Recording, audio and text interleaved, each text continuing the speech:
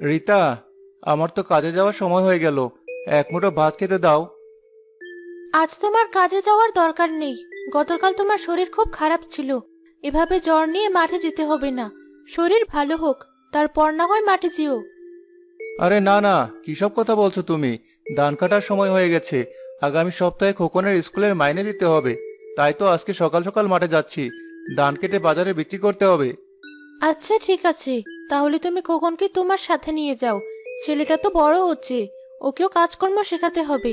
ছেলে মানুষ তো সারাদিন ঘরে শুয়ে থাকতে পারে না। খোকন আমার একমাত্র ছেলে। ওকে কত কষ্ট করে পড়াশোনা করাচ্ছি, আর ওকে না মাঠে গিয়ে কাজ করবে? না না, এ আমি কখনোই হতে দেব না। এসব বাজে কথা বলা বন্ধ করো। ও কোনো লাট সাহেবের ছেলে নাকি যে মাঠে কাজ করতে পারবে না? যদি তোমার কিছু হয়ে যায় তাহলে এই সংসারের হাল তো ওকেই ধরতে হবে। আরে বাবা, আমার এখনো চলে যাওয়ার সময় হয়নি। দিব্যি ভালো আছি। তুমি শুধু শুধু চিন্তা করছো। 10টা না 5টা না, একটা ছেলে আমার। কত কষ্ট করে ছেলেটাকে পড়াশোনা করাচ্ছি যেন মানুষের মতো মানুষ হতে পারে। কিন্তু ছেলেটার মধ্যে কোনো হেলদোল নেই। সারাদিন শুধু পাড়ায় পাড়ায় বন্ধু বান্ধব নিয়ে ঘুরে বেড়ায়। ছেলেটাকে নিয়ে খুব দুশ্চিন্তা হয়। জানি না ভবিষ্যতে আদৌ কিছু করতে পারবে কিনা। তুমি ওকে নিয়ে বেশি বেশি চিন্তা করছো। ও এখনো ছোট মানুষ। যখন বড় হবে তখন দেখবে পড়াশোনা এবং নিজের দায়িত্ব খুব ভালোভাবে পালন করতে পারবে। আমি তোমার জন্য খাবার নিয়ে আসছি। বাড়ির পেছনে সবজিগুলো বড় হয়ে গেছে। এগুলো বাজারে বিক্রি করতে হবে। আমি বরং আজকে কাউকে দিয়ে সবজিগুলো বাজারে পাঠাবো। এটাও ভালো। তুমি বাড়ির পাশে কষ্ট করে সবজিগুলো চাষ করেছো। তা না হলে সংসারের সবজির চাহিদা মিটতো না। এই সবজিগুলো বিক্রি করে প্রতি মাসে ভালো টাকা রোজগার হচ্ছে।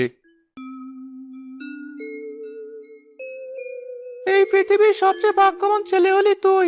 তোর বাবার কত টাকা, যা চাস তাই পাস। আর আমাকে দেখ, বাবার কাছে কিছু চাইলে মুখ পোতা করে রাখে। ওই যে কথাই বলে না, দূর থেকে কাশবন ঘন মনে হয়। আমার বাবাই এলাকার মোড়ল। তার টাকা পয়সার অভাব নেই, কিন্তু আমার জন্য আমার বাবার হাতে কোনো সময় নেই। সময় দিয়ে কি হয়? সময় দিয়ে কিছুই হয় না। পৃথিবীর প্রতিটা জিনিসে শুধুমাত্র টাকার প্রয়োজন। ভুল কথা বললি কখন। আসলে তোর হয়তো বাবা মা আছে, টাকা পয়সা নেই। আর আমার টাকা পয়সা আছে, কিন্তু বাবা মা নেই। ছোটবেলায় মাকে হারিয়েছি, বাবাকে কখনোই তেমন ভাবে কাছে পাইনি। তাও তুই ঠিকই বলেছিস। আমার বাবা মা সারাক্ষণ আমাকে নিয়ে চিন্তা করে, এটা আমি বুঝতে পারি। কিন্তু আমি তো এটা চাইনি। আমি চেয়েছিলাম একটা সুন্দর জীবন। আমি আমার ইচ্ছা মতো টাকা পয়সা খরচ করতে পারবো, যা ইচ্ছে তাই কিনতে পারবো। তবে আমার মনে হয় কি, এখন তোর সংসারের হাল ধরা দরকার। তোর বাবার যথেষ্ট বয়স হয়েছে, সে আর মাঠে এখন আগের মতো কাজ করতে পারে না। দেখলেই মনে হয় খুব বিধ্বস্ত। আমার বাবা আমাকে নিয়ে অনেক বড় স্বপ্ন দেখে। ওসব মাঠে আমাকে কাজ করতে দেবে না। তার স্বপ্ন আমি বড় হয়ে ভালো একটা চাকরি বাকরি করি। চাকরি বাকরি নিশ্চয় করবি, কিন্তু ক্ষেত কামারে কাজ শেখা তো খারাপ কিছু নয়। এই যে আমাকে দেখ, আমার বাবার তো অনেক টাকা, কিন্তু আমিও কিন্তু সব কাজ জানি। ওই খেতে কাজ করে আমি আমার জীবন নষ্ট করতে পারবো না। আমি এমন একটা সুযোগ খুঁজছি, যা দিয়ে আমি অনেক টাকা আয় করতে পারবো। এই কষ্টের জীবন আমার আর ভালো লাগে না।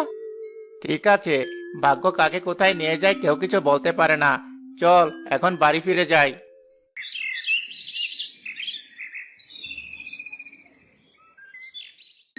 এদিকে সুজন গায়ে জ্বর নিয়ে মাঠে যায় ধান কাটার জন্য। সুজনকে দেখে পাশের ক্ষেত থেকে আকাশ ছুটে আসে। আরে সুজন ভাই, কালকে শরীরে জ্বর নিয়ে মাঠ থেকে বাড়িতে গেলে কোথায় 4-5 দিন বাড়িতে শুয়ে থেকে আরাম করে শরীর ঠিক করবে তা তো নয়, আজকে মাঠে চলে এসেছো। তুমি কি বুঝবে আকাশ মিয়া? উঁচু জমিতে ধান চাষ করো তো, তাই কোনো চিন্তা নেই। আজকালকার মধ্যে ধান কেটে বাজারে বিক্রি না করলে যে কোনো সময় বানের পানি চলে আসবে।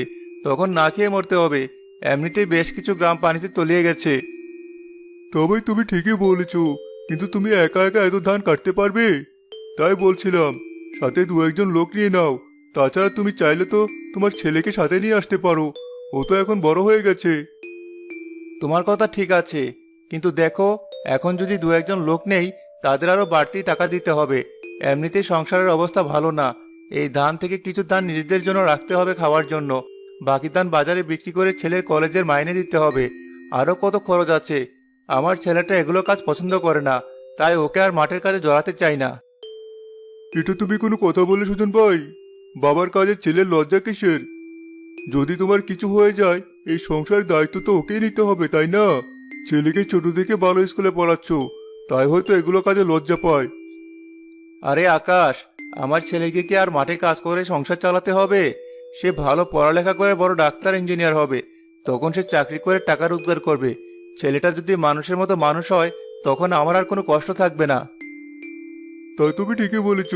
আমি জানি তুমি তোমার ছেলের জন্য অনেক পরিশ্রম করেছো, ছোটবেলা থেকে তাকে পড়াশোনা শিখিয়েছো। জানি না তোমার ছেলে তোমার কথা ঠিক কতটা মনে রাখবে। আমি ছেলের জন্ম দিয়েছি, আর আমি আমার ছেলের প্রতি বাবার দায়িত্ব পালন করছি। ভবিষ্যতে সে কি করবে তা আমি বলতে পারি না। এখন আর কথা না বাড়িয়ে কাজটুকু শেষ করি। কাজ শেষ হলে বাড়ি ফিরে বিশ্রাম নেব। শরীর একদম ভালো লাগছে না।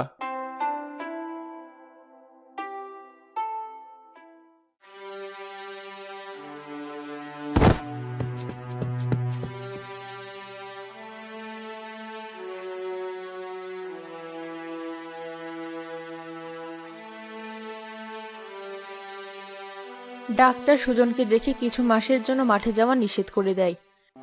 সকালবেলা তোমাকে আমি বারবার করে বলেছিলাম গায়ে জ্বর নিয়ে আজকে তোমার আর মাঠে যেতে হবে না। যদিও যাও তাহলে খোকনকে সাথে নিয়ে মাঠে যাও। তুমি তো আমার কোনো কথাই শুনলে না, একা একাই চলে গেলে। আহা রীতা, তুমি তো জানোই খোকন এগুলো কাজ পছন্দ করে না। খোকনকে কি এত পড়াশোনা করাচ্ছে মাঠে কাজ করার জন্য? খোকন পড়ালেখা শেষ করে বড় চাকরি বাকরি করবে। তুমি চুপ করো। বাবা কৃষক, আর কৃষকের ছেলে কৃষিকাজ অপছন্দ করবে কেন?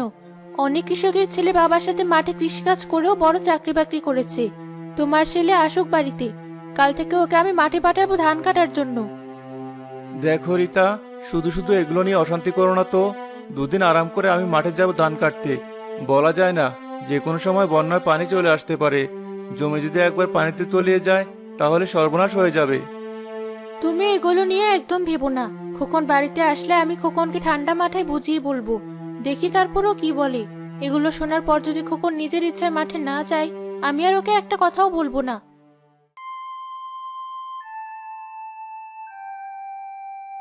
দেখ বাবা, গতকাল তোর বাবা মাঠে জ্ঞান হারিয়ে ফেলেছিল। ডাক্তার তোর বাবাকে কিছু মাস মাঠে যেতে পুরোপুরি নিষেধ করেছে। এদিকে চারদিকে বন্যা হচ্ছে। 2-1 দিনের মধ্যে ধান কেটে বাজারে বিক্রি করতে হবে, যদি বন্যার পানিতে জমি তলিয়ে যায়। মা, তুমি কি বলতে চাইছো আমি বুঝেছি। তুমি বলতে চাইছো আমি মাঠে গিয়ে যেন ধান কাটি, তাই না? মা, আমি অনেক ভালো একটা স্কুলে পড়ি। আমি এসব ধান টান কাটতে পারবো না। আমার স্কুলের বন্ধুরা যদি আমাকে ধান কাটতে দেখে, ওরা আমাকে নিয়ে হাসাহাসি করবে।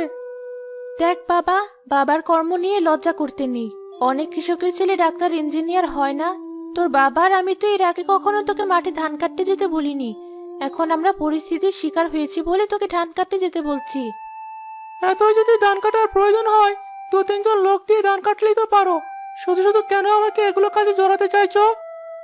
এখন আর কেউ অন্যের কাজ নিজের মনে করে না। আমি তো তোকে একা মাঠে ধান কাটতে বলছি না, তোর সাথে লোক থাকবে, কিন্তু তাদের সাথে তুই থাকিস, তারা যেন কাজে ফাঁকি দিতে না পারে।